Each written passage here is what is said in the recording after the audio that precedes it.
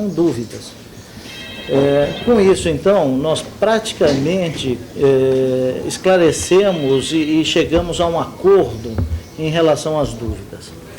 Esse documento que surgiu das discussões retornou à Fundação Getúlio Vargas, que vai nos apresentar até sexta-feira já um trabalho final, inclusive, se for possível, na própria sexta-feira ou no máximo na segunda-feira, um projeto de resolução, não é? Em que contempla... A FGV vai fazer o projeto de resolução? Vai fazer a minuta do projeto, porque a minuta do projeto está ligada à estrutura da casa. Então, vai nos apresentar a minuta, contemplando, na minuta do projeto, contemplando as decisões e o acordo feito e discutido pela mesa com as lideranças. Como é que ficou a estrutura, então? Bom, a gente pode até dizer alguma coisa. Por exemplo, ficou... Eu vou pegar até os pontos aqui. Não dá para dar uma cópia para a gente, não? Um cópia dá, mas o que acontece é que isso aqui foi discutido. Isso é o documento básico, né? Por exemplo, sobre colégio de líderes. Ficou estabelecido que haverá um colégio de líderes. Só que esse colégio de líderes não tem poder decisório, é apenas para encaminhar as discussões. Não é como colégio, para agilizar aquelas discussões mais polêmicas, né? Então, os líderes participam das reuniões de liderança com a mesa e aí levam as suas bancadas, discutem nas bancadas e voltam à discussão, né, na busca do consenso. Então, com isso, nós acreditamos que com a institucionalização do Colégio de Líderes, nós poderemos agilizar muito as discussões de plenário, evitar até certas discussões, porque você já chega com as discussões já bem avançadas. Sem uma secretaria própria que dê provimento aos projetos que entram nas várias comissões permanentes. O projeto deve tirar essa secretaria de trabalho? Não, alguns projetos retiravam. Hoje nós temos a secretaria, por exemplo, a Secretaria de Constituição, a Comissão de Constituição e Justiça, tem uma secretaria própria, não é, que dá apoio aos projetos que entram, não é? Então vai ser mantido isso, se levantou uma dúvida se deveria ou não manter, será mantida essa estrutura, e é lógico que essa estrutura é vinculada à terceira secretaria, a quem compete hoje, não é, ou aquela chamada de dívidas contra, mas dentro da estrutura que nós estamos prevendo, em que nós temos um nível de administração que será exercido fundamentalmente pelos funcionários concursados, quer dizer, aquele nível de execução das decisões, né, nós teremos um gabinete da mesa que vai cuidar, né, de dar apoio a todo o trabalho da mesa. E para que a gente tenha isso, os membros da mesa terão. O gabinete não tem ingerência nessa área administrativa.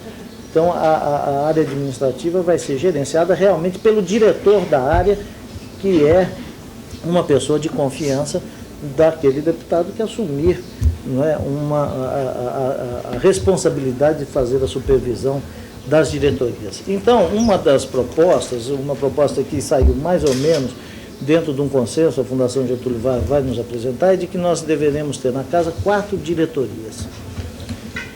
2 diretorias que são de atividade fins, né? Uma que é a diretoria legislativa, né, que hoje já existe, né, que é exercido pela terceira secretaria, que tem a finalidade de acompanhar da aplicação da lei, né, porque não adianta nós fazermos a lei e não fiscalizarmos a aplicação da lei, principalmente a lei orçamentária. Né? Então, e isto foi uma conquista da última Constituição brasileira. Será que esse dinheiro foi aplicado corretamente? As escolas foram construídas onde deveriam ser construídas? Então, esse poder fiscalizador nós vamos exercer, né? Através dessa diretoria que terá uma função de supervisão da atividade da Câmara no que diz respeito às diretorias. Então, nós teremos 4 diretorias. A outra diretoria é de infraestrutura e a diretoria de recursos humanos. Infraestrutura é a mesma, é a segunda, e a de recursos humanos primeira que é a primeira. Deputado, se for nada a ver, significa o quê? Que vai ter um membro... Olha, vamos separar as coisas. Imaginemos que nós não tivéssemos hoje um acordo político feito quanto à direção da casa e nada em andamento, porque também não é só o acordo político, é que o processo está em andamento, nós não temos como parar. Mas ficaria claro hoje, por exemplo, que dos 5 membros da mesa, então o vice-presidente, o primeiro, o segundo e o terceiro secretário assumiriam a supervisão, cada um de uma dessas diretorias. Então um ficaria com a diretoria de fiscalização e aplicação do orçamento, outro ficaria com a diretoria de planejamento, outro de infraestrutura, outro de recursos humanos. Não é? Então com isso nós faríamos a distribuição dentro do acordo político feito, né, de responsabilidade de cada área. Nessa diretoria do Poder Legislativo e o Tribunal de Contas hoje dá pareceres, né, a respeito da prestação de contas, tem todo um corpo técnico de auditores, um pessoal especializado, mas quem tem que aprovar a conta é o Legislativo. Então nós temos que ter um perfeito entrosamento com o Tribunal de Contas, porque o Tribunal de Contas passou a ser um órgão auxiliar do Poder Legislativo. Bom, então nós vamos ter essas atividades de diretoria, de comando, de execução. E as outras atividades, que são atividades que permeiam todas as atividades... Da vice-presidência? Não, hoje está subordinada à vice-presidência. Ela passa a ser, dentro da estrutura proposta, subordinada à mesa. Quer dizer, as áreas de coordenação passam a ser de responsabilidade da mesa, porque não tem ação executiva direta, não é? Mas tem uma ação que permeia todas as diretorias. Então você pega... Espera, eu vou chegar lá. Eu estou colocando a estrutura definitiva, como deve funcionar. Depois nós vamos chegar a qual a adaptação que nós estamos fazendo para o dia de hoje e para o acordo político feito. Então ficou claro, né? Você tem um nível de direção, responsabilizando com 4 membros da mesa, depois você tem um nível de coordenação, que é casa, ele responde, né? E isso é do direito administrativo brasileiro, ele responde pela casa politicamente, né? Ele é o representante oficial da casa, né? Ele é o ordenador de despesa, né? Então essas funções são funções já cristalizadas, né? Em toda a estrutura administrativa brasileira. A área, por exemplo, de segurança da casa, ela é subordinada ao presidente, porque é quem comanda a segurança, né? Aí é um aspecto de hierarquia e de comando, né? E as outras áreas, né, que tem que se reportar, né, à mesa, né? Mas tudo isso fica sobre o controle da mesa e o comando dentro das atribuições específicas do cargo de presidente, né? Mas o gerenciamento é sempre um gerenciamento compartilhado, né? Um gerenciamento de toda a mesa. E nós não vamos desmontar isso. Então hoje, por exemplo, dentro do acordo feito, a diretoria de fiscalização vai ficar subordinada à mesa. Né? Quer dizer, com isso nós mantemos todo o acordo político, mas abrimos do projeto, a previsão é que a Câmara tenha uma gráfica para imprimir aquelas coisas que são, pelo menos, mais importantes. Né? Essa gráfica atual a quem nos emprestou para uso da gráfica, mas há problemas legais de se assinar. 3, 2, 1, gravando. Deputado, eu gostaria que o senhor colocasse para a gente o que já existe de concreto para a estruturação da Câmara Legislativa. Bom, já existe um acordo feito entre os deputados, membros da mesa e as lideranças, no sentido de uma proposta à Fundação Getúlio Vargas que possa adequar a estrutura definitiva às necessidades políticas da casa. Como gerenciar a casa de forma coletiva, assim como o senhor está propondo? Bom, esse objetivo maior foi alcançado. Nós teremos, possivelmente, né, 4 diretorias, uma diretoria que vai cuidar da área legislativa, uma diretoria que vai cuidar da fiscalização e de acompanhamento do orçamento, né, que são atividades fins da Câmara, uma diretoria que vai cuidar de recursos humanos e outra da infraestrutura.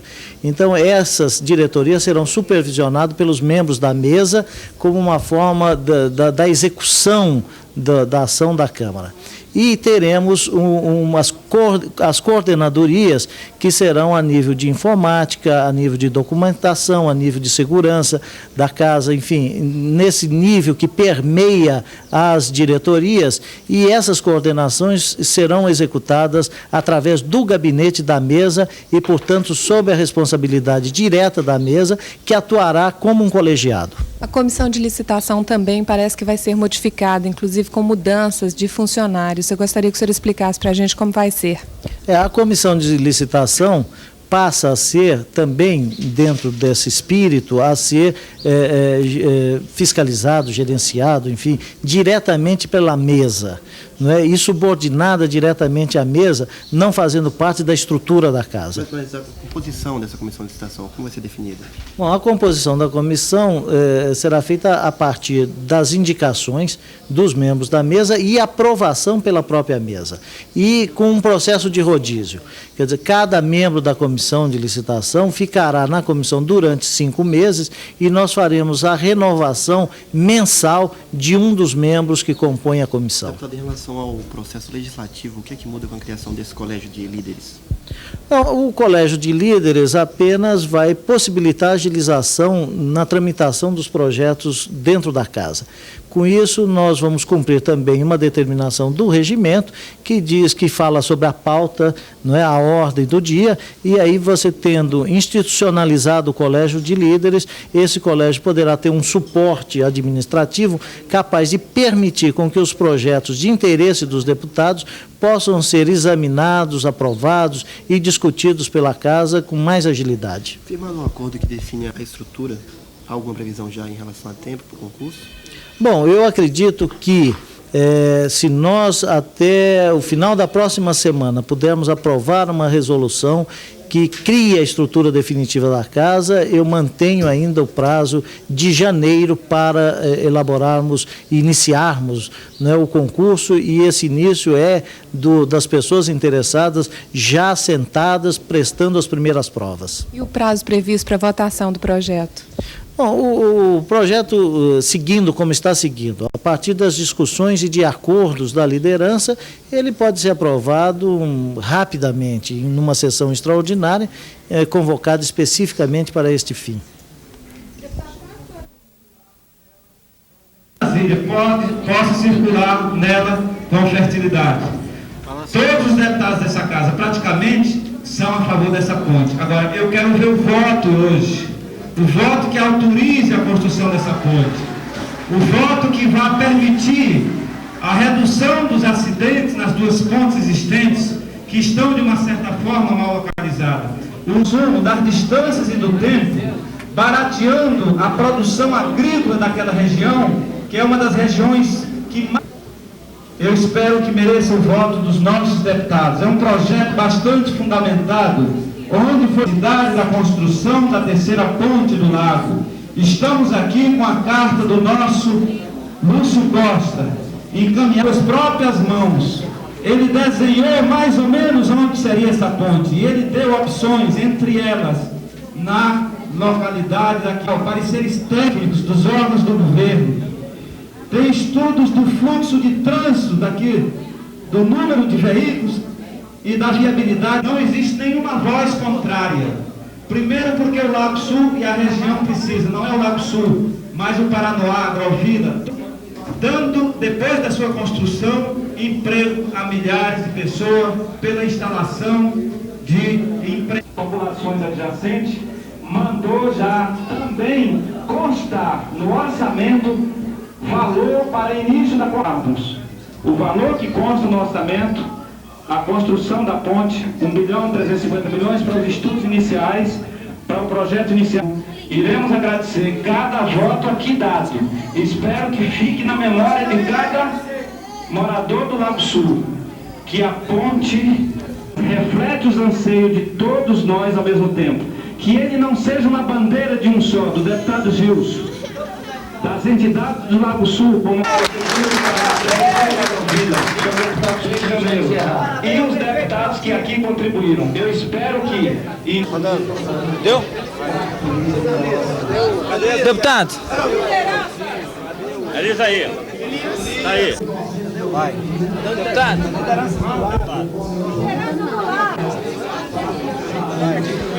Deputado, qual a importância desse projeto aprovado hoje?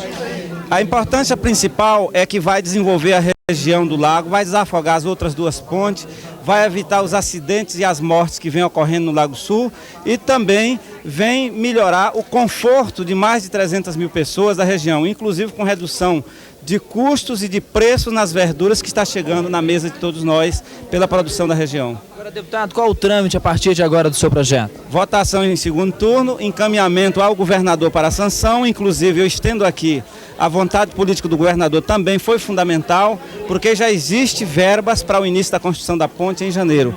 E essa vitória é uma vitória não do deputado Gilson, mas de todas as lideranças junto com o governo Roriz, que tiveram a sensibilidade política de partir para a construção da ponte, atendendo uma reivindicação e uma necessidade que vem desde 1974. Parabéns a todos os segmentos envolvidos.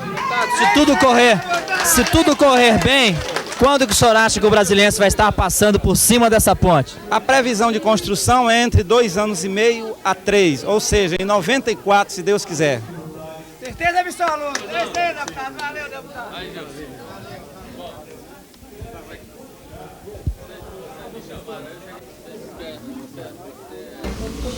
Telefone para a Rádio Planalto. Posso. Para entrar no programa. Posso.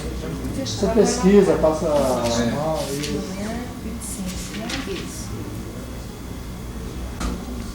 910 eu estou telefonando. Eu tenho direto. 23 é aquele daquela folhinha toda. Isso, né? 347, 23 eu ligo amanhã 910. Só que aí a matéria entra terça-feira. Não, tudo bem. Você já gravar.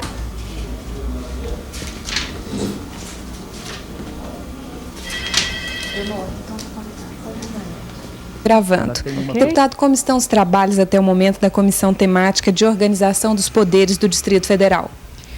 Bem, a Comissão da Organização dos Poderes e do Distrito Federal está concluindo seus trabalhos de elaboração do anteprojeto para ser encaminhada à Comissão Temática. Nós fizemos um estudo comparativo entre as várias constituições estaduais e as leis orgânicas municipais e, a partir deste estudo, nós estamos avaliando as propostas que foram apresentadas a nível do Distrito Federal, da participação da comunidade local, e essas propostas que nós sentirmos que têm um respaldo prático e que possam ser contempladas no seu mérito dentro do nosso texto, nós vamos incluí-las. Portanto, eu creio que o nosso trabalho está caminhando de maneira muito eficiente e acredito que nós vamos apresentar o substrato de uma pesquisa ampla e, ao mesmo tempo, que venha respaldar as propostas da opinião pública, da participação popular dentro do nosso texto. Das propostas populares apresentadas, quais o senhor acredita que vão gerar mais polêmica durante a elaboração do anteprojeto? Na Comissão Temática da Organização dos Poderes e do Distrito Federal, eu creio que o assunto mais polêmico de todos é a respeito da eleição direta dos administradores regionais. Nós acreditamos que houve uma espécie de consenso das populações em cada cidade satélite, pedindo a participação direta da população na escolha desses administradores. E nós estamos, então, contemplando esse processo dentro do nosso texto. Uma questão também que, sem dúvida, vai gerar algum tipo de discussão e polêmica é a questão do Tribunal de Contas do Distrito Federal, a saber quem é que vai estar responsável pela indicação dos próximos conselheiros e a paridade que deve haver entre a participação da própria Câmara Legislativa, do Poder Legislativo e do Poder Executivo. E quantas propostas mais trabalhosas? Bem, nós acreditamos que a população, de um modo geral, ela se expressou livremente e apresentou as suas sugestões, tendo em vista a sua experiência local. Nós, evidentemente, pretendemos que essas propostas sejam acolhidas. Agora, não podemos perder de vista também que a Brasília é uma cidade integral, ela tem uma macrovisão social que precisa ser analisada na sua maneira mais ampla. Porque muitas vezes a população de uma determinada localidade ou de um segmento organizado da sociedade quer atender pretensões que atinjam imediatamente aquela comunidade, que tragam benefícios imediatos àquela corporação. Nós pretendemos que as nossas propostas elas sejam factíveis, sejam plausíveis e que possam ter um benefício não apenas a um ou outro segmento corporativista, mas que possa atender o conjunto da sociedade. Então, eu acho que o trabalho nosso é exatamente isso, nós avaliarmos o que realmente é bom, é positivo para a sociedade como um todo, e aquilo que vai ser apenas corporativista, que vai atender apenas o interesse de um setor, de um segmento específico, prejudicando, quem sabe, até outros setores. A comissão vai obedecer às datas estipuladas pela lei orgânica? No primeiro momento, nós gostaríamos até de apresentar o nosso relatório dentro do prazo inicial, sem prorrogação. Mas como aconteceram vários adiamentos em virtude da própria organização limitada que havia dentro das comissões, nós pedimos a prorrogação pelos 10 dias estabelecidos no regimento. Nós pretendemos e acreditamos que será plenamente possível cumprir esse prazo. Deputado, o problema de acidentes de trânsito aqui em Brasília é preocupante. Parece que o senhor também agora começa nessa luta. A gente gostaria de saber que tipo de projeto que o senhor tem apresentado para evitar o número de acidentes que é alto aqui em Brasília. O trânsito no Distrito Federal tem sido caracterizado por acidentes gravíssimos, quase sempre com vítimas fatais. É uma coisa que parece até absurda, uma vez que a cidade tem uma malha viária muito de fácil acesso e bem sinalizada até certo ponto. O que a gente percebe que está havendo, muitas vezes, é negligência ou então uma combinação que nós consideramos extremamente danosa e prejudicial. A pessoa usar bebidas alcoólicas e depois se aventurar a sair dirigindo pelas ruas da cidade. As estatísticas revelam que grandes acidentes graves e fatais têm sido motivados exatamente pela combinação do álcool com a direção. E eu creio que nós precisamos tomar algumas medidas, não podemos ficar alheios e nem nos omitir numa hora em que a sociedade reclama por uma ação. Foi pensando exatamente nisso que nós entramos com um projeto de lei prevendo a proibição da venda de bebidas alcoólicas nas estações rodoviárias, nos terminais de ônibus, na própria estação rodoferroviária e nos restaurantes, bares e demais estabelecimentos comerciais que normalmente vendem bebidas alcoólicas, mas que estejam situados às margens das estradas parques ou das rodovias do Distrito Federal. Então nós queremos proibir a venda de bebidas alcoólicas nesses setores, exatamente para que o motorista não seja tentado a beber e depois, não tendo alternativa, ser forçado a conduzir o veículo num estado de embriaguez que vai, sem dúvida, colocar em risco não só a própria vida dele, mas a vida de terceiros. Então, nós pretendemos que esta lei seja apreciada na casa e que, uma vez aprovada, ela venha realmente coibir este abuso que nós consideramos extremamente danoso e que não pode perdurar, ou nós vamos ter ainda as estatísticas falando de casos tristes e graves comprometendo a nossa sociedade. De que forma que o senhor pretende conscientizar os donos de bares, restaurantes ou similares próximos às estradas parques ou também das rodovias de Brasília? Nós acreditamos que os comerciantes eles devem ter toda a liberdade de exercer suas atividades comerciais. Eles são livres para desenvolver o seu trabalho. Agora, é preciso que esses comerciantes entendam que o interesse da sociedade, que as questões sociais estão acima da especulação comercial. Ora, se se tratasse de um comércio que não trouxesse nenhum dano à vida de terceiros, eu acho que não haveria por que coibir. Nós estaríamos, ao contrário, quem sabe até estimulando o surgimento de novos comércios, porque nós precisamos de buscar alternativas para o grande número de desempregados no Distrito Federal. Agora, nós não podemos tentar resolver um problema criando outros, ou seja, tentar fazer do comércio da bebida alcoólica uma fonte inesgotável de acidentes trágicos que venha macular a nossa cidade. Então eu acho que eles terão compreensão, eu acho que são homens responsáveis e são coerentes da sua cidadania e eu creio que eles vão entender perfeitamente as razões por que nós estamos tomando essa iniciativa. Alguma coisa.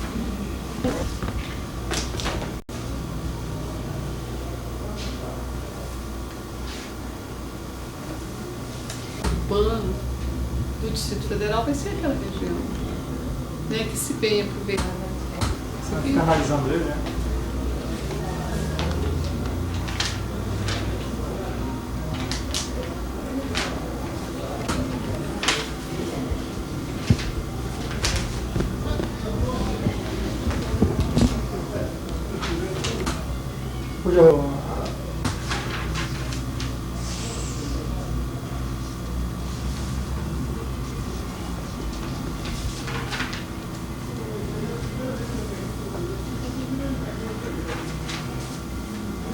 Deputada, qual a expectativa da senhora no que se refere à elaboração da lei orgânica? Bem, eu acho que nós estamos cumprindo um preceito constitucional e um dever histórico de escrever a primeira lei orgânica para o Distrito Federal.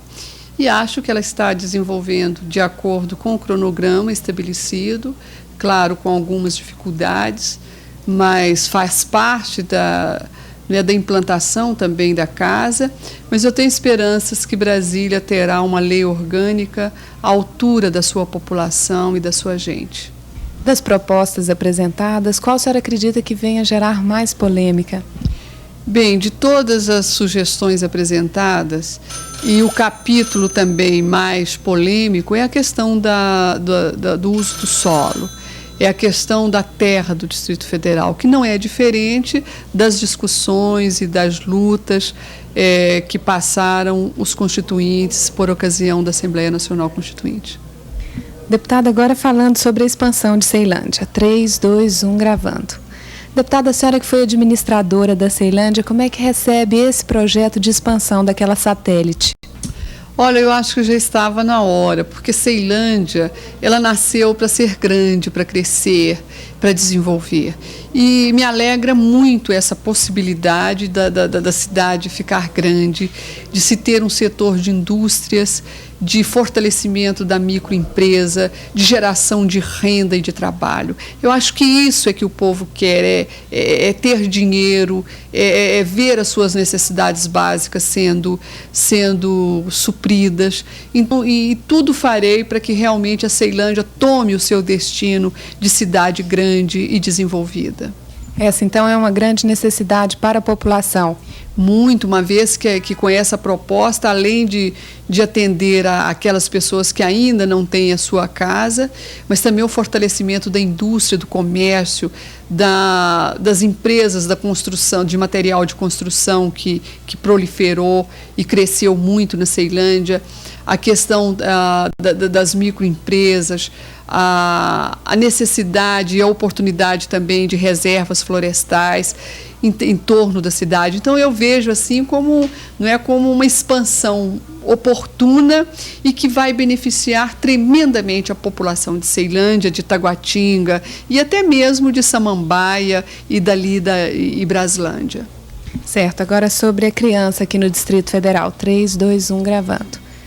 Deputado, uma das preocupações do seu gabinete é o cumprimento do Estatuto da Criança e do Adolescente. De que forma que a lei orgânica pode ajudar nesse cumprimento? Bem, a questão da criança, ela entra no capítulo da ordem social e nós temos aí já hoje aprovado e em vigor o Estatuto da Criança e do Adolescente.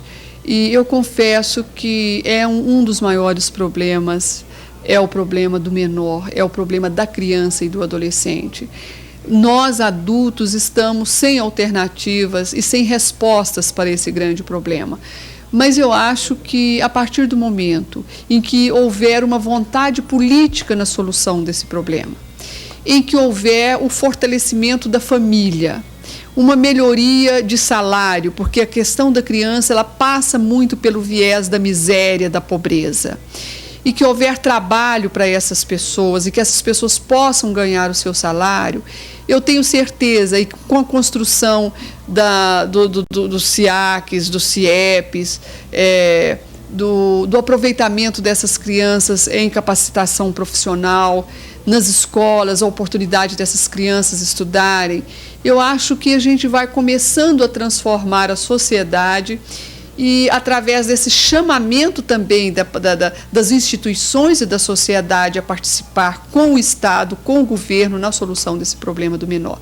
Eu realmente tenho muita preocupação porque eu sempre trabalhei na área social e tenho muita pena, se é que a gente possa dizer assim, da criança, porque a criança é uma consequência de várias causas geradas pela pobreza, pela miséria e pela falta de recursos. De que forma é que a lei orgânica pode colaborar para tirar as crianças das ruas aqui do Distrito Federal?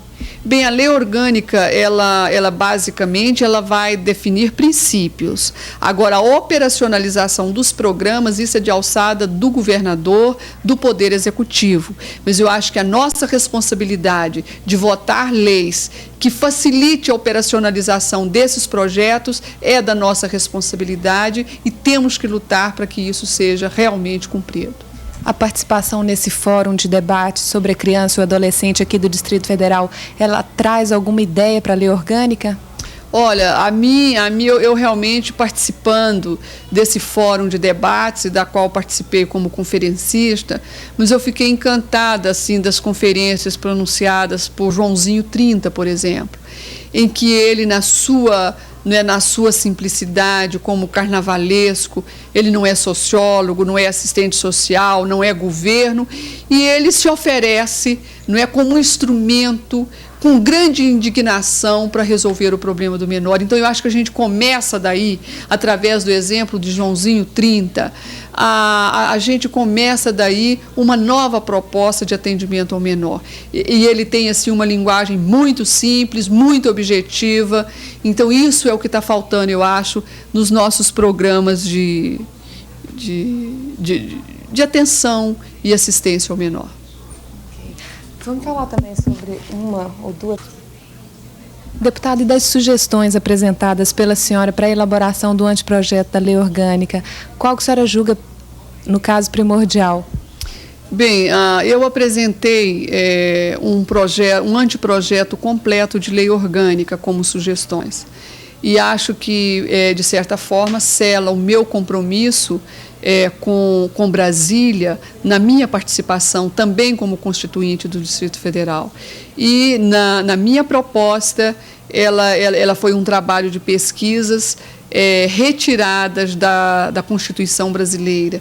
Então, 85% das minhas propostas, elas serão imexíveis, uma vez que elas já são de obrigatoriedade pela Constituição brasileira. E 15% são reivindicações da população, e acho que a coisa mais importante assim que eu posso dizer do projeto é que um projeto que chama a sociedade, aos grupos populares organizados a participar, a fiscalizar e a promover o desenvolvimento integral da nossa comunidade, que é Brasília.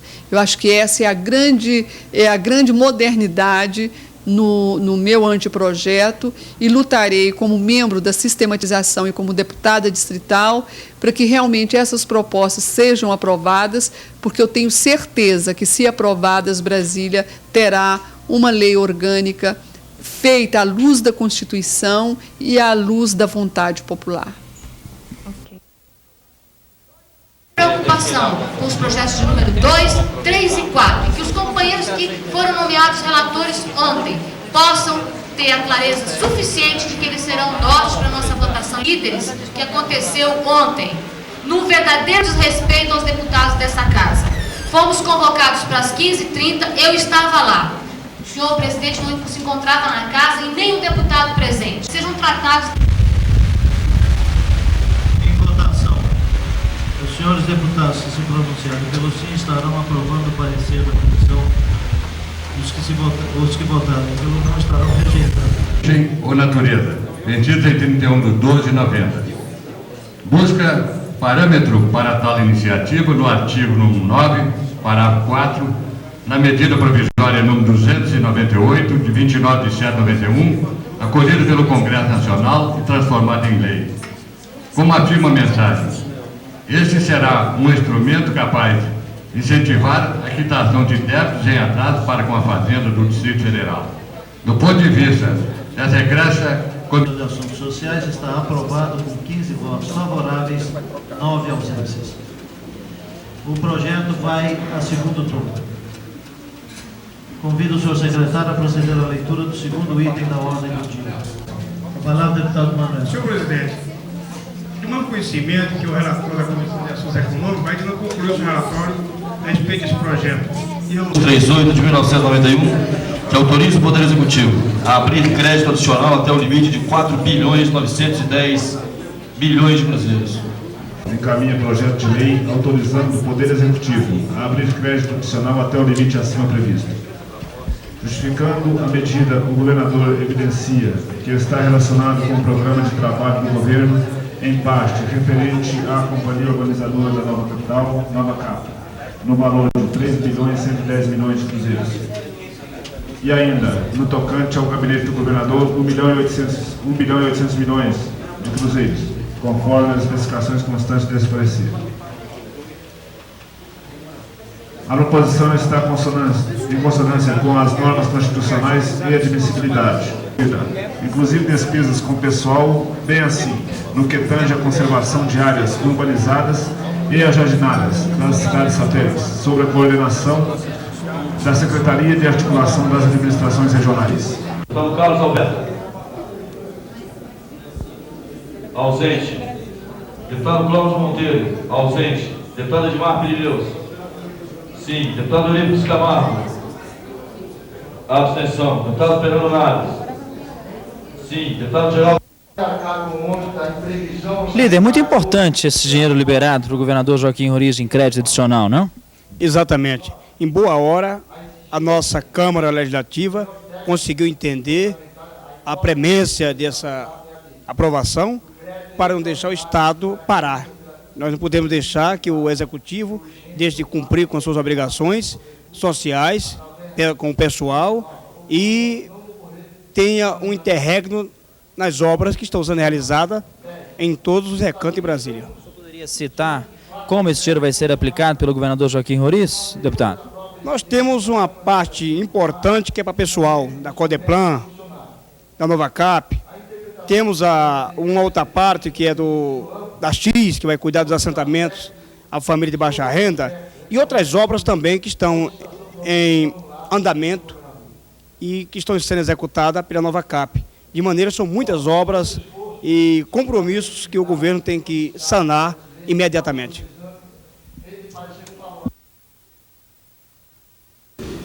Credenciou o secretário, atender tudo dentro das possibilidades que ele atendesse, o secretário atendesse e fizesse aquilo que fosse possível.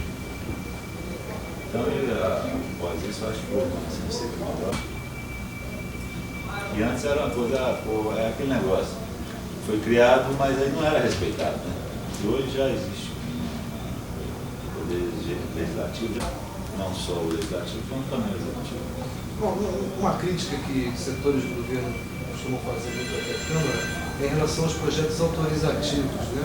Qual é a sua posição sobre isso? Sobre os projetos autorizativos? Não, é uma reivindicação da própria comunidade, né? Que são reivindicações. Né? Dá exemplo de um ou dois autorizativos que você tem? Eu tenho um projeto de lei de incentivo fiscal ao esporte. Um projeto de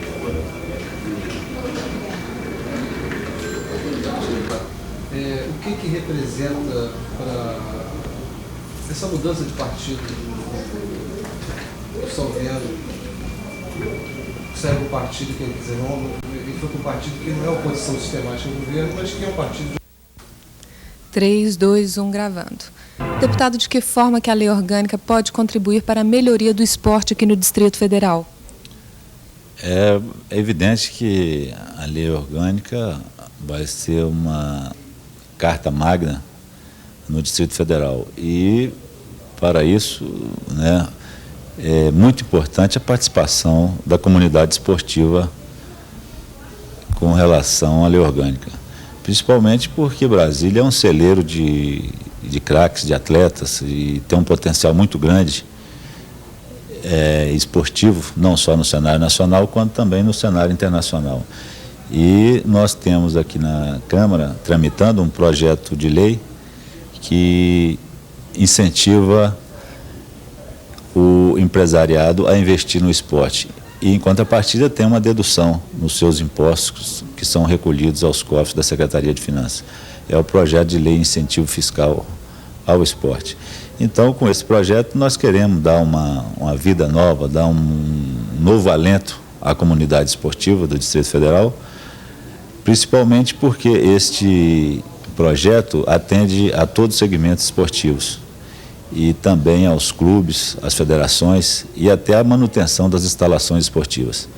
Eu acredito que esse projeto, que já passou pela Comissão de Constituição e Justiça e está dependendo do parecer do relator da Comissão de Orçamento e Finanças e posteriormente irá à Comissão de Assuntos Sociais e depois disso irá à votação em plenário. Então é um projeto de grande importância para todos os desportistas da nossa cidade. As pessoas ligadas à área do esporte, elas estão se envolvendo com esse projeto? Elas têm comparecido à Assembleia, dado sugestões? Olha, nós estamos inclusive fazendo encontros, fazendo debates na cidade satélite. Já foi feito um em Taguatinga e nós vamos fazer em outras cidades satélites também esses encontros, ouvindo as comunidades, as federações, os atletas, todos aqueles segmentos diretamente interessados. Então, é uma proposição nossa também para a lei orgânica levar essas reivindicações da classe esportiva na nossa cidade. Deputado, na prática, como é que funcionaria esse projeto de lei ordinária? Esse projeto é um tipo, para simplificar, é um tipo de lei Sarney para o esporte. Mas só que nós vamos constituir uma comissão para gerir esse recurso, para não haver evasão, para não haver uma espécie de corrupção, como às vezes houve com relação ao incentivo à cultura. Então nós vamos ter uma comissão que vai gerir esses recursos, que serão destinados exclusivamente aos desportistas. Mas a vantagem assim, para a pessoa que investe, do empresariado, como é que vai ser? Olha, ele tem que recolher os impostos à Secretaria de Finanças, o ISS, o IPVA e o IPTU. Então, o que ele investir no esporte será deduzido naquilo que ele vai recolher aos cofres do GDF. Em contrapartida, ainda tem a publicidade que ele pode fazer através de placas, em camisas, né, como é feito hoje, mas sem nenhum incentivo. Deputado, agora sobre a questão da Comissão Temática de Política Urbana e Rural, como é que o senhor está vendo os trabalhos desenvolvidos pela comissão e também as críticas dos produtores rurais em relação ao anteprojeto? É bom esclarecer, porque há um assodamento com relação a esse anteprojeto do deputado Sataque, e eu, como membro da Comissão Rural e Urbana, né, eu acho que estão sendo precipitadas essas críticas. Nós temos ainda que aprimorar este anteprojeto. O anteprojeto não é todo ruim, mas ele tem que ser aprimorado, ele tem que ser emendado, né, e existe prazo para isso. Então a classe produtora pode ficar tranquila que nós vamos estar atentos e esse tema polêmico que hoje é discutido bastante aqui na Câmara e a sociedade está ansiosa para saber, que é a relação da titularização ou a concessão de uso, isso também será amplamente ainda discutido na Comissão Rural e Urbana. E nós ainda temos tempo suficiente para atender as legítimas reivindicações dos produtores rurais.